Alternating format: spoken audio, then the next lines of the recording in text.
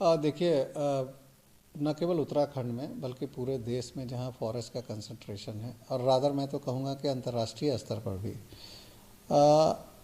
Forest fire एक बहुत बड़ी चुनौती बन के उभरी है। और इससे न केवल फॉरेस्ट के वन संसाधनों की क्षति होती है, बल्कि साथ में वन्य जंतु जो होते हैं, कई सारे मतलब इकोलॉजी के जो पार्ट होता है उसको क्षति पहुंचती है। और साथ में जो ग्रामीणों की जो लाइवलीहुड होती है, जो फॉरेस्ट बेस्ड जो चीज़ें होती हैं, उससे उसका भी नुकसान होता है। अब इस नुकसान को किस तरह से कम किया जा सकता है, इसीलिए जैसे कहते हैं कि practice makes a man perfect, तो मॉक ड्रिल का आयोजन 16 जगहों पे किया गया है।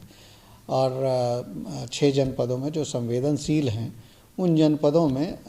मॉक ड्रिल के माध्यम से उनको प्रैक्टिस कराया जा रहा है कि अगर कोई इस तरह की घटना होती है तो जैसे भी सूचना आती है, तो सूचना आने से लेके उसको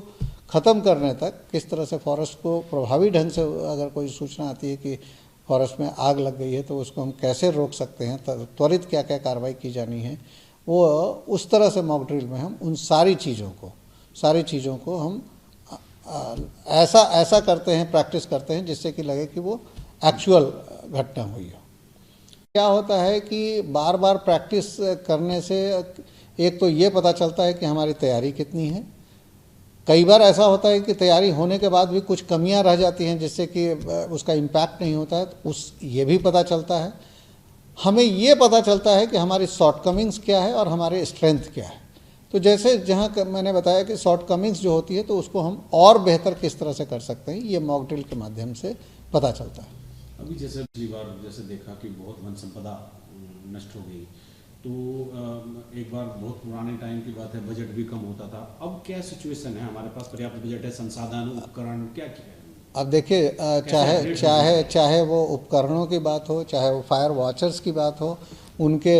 इंश्योरेंस की बात हो, हम लोग पूरी तरह से होलिस्टिक रूप से इसको देखते हैं। और मैं बताना चाहूँगा कि जैसे हमारे परमानेंट स्टाफ हैं, और साथ में हम सीजनल के तौर पर भी, जो फॉरेस्ट फायर का सीज़न होता है, उसको अगर देखा जाए तो लगभग 10,000 लोग इसमें उनको शामिल किया जाता है। साथ में ये तो फॉरेस्ट के माध्यम से हुआ। इस बार जो हम लोग कोशिश करने जा रहे हैं, इस बार हम ये भी कर रहे हैं कि हर डिस्ट्रिक्ट के लिए एक PCCF और APCCF लेवल के लोगों को के स्तर के अधिकारियों को हमने तैनात किया है। और उनका कार्य रहेगा कि वो जनपद स्तर पर जाकर वो खुद देखेंगे, उसका रिव्यू करेंगे कि कितनी तैयारी है, और ताकि हमें भी पता चल सके कि कि किस समय पे क्या कार्रवाई की जानी है, उस तरह से कार्रवाई की जाए। इसके अलावा कोई भी ऐसा कार्य जैसे होता है जो कि बिना समुदाय के, मैंने कहा कि फॉरेस्ट एक पहले सेंस ऑफ बिलोंगिंगनेस गांव वासियों का होना चाहिए, स्थानीय निवासियों का होना चाहिए, कम्युनिटी का होना चाहिए। उसके लिए इस बार हमने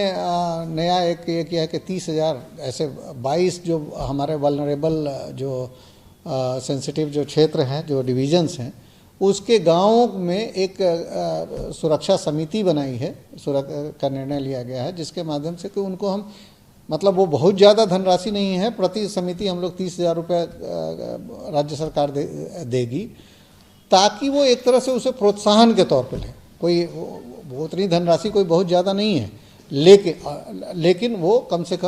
कम उनको एक प्रोत्साहन भत्ते के तौर पे या प्रोत्साहन के रूप में वो धनराशि का वो इस्तेमाल कर सकते हैं।